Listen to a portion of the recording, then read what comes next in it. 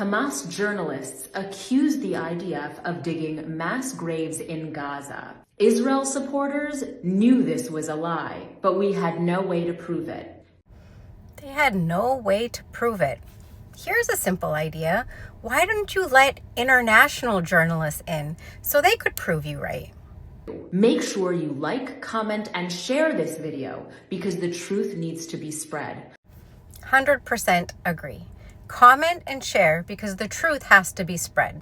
But first, let me show you the lies and propaganda.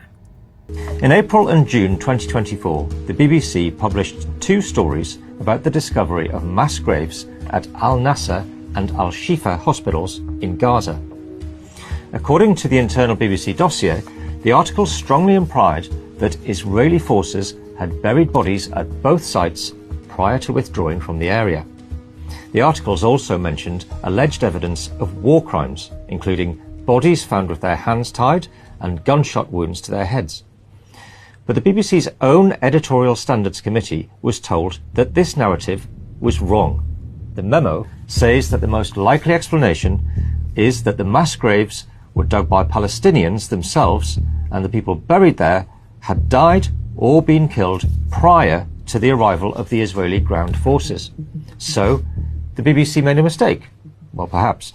But the committee argues that the broadcaster knew that Palestinians were burying their dead at these sites before the Israeli raids. They really know how to lie with confidence. I will give them that. So it wasn't this entire list of people that disagreed with the BBC's reporting.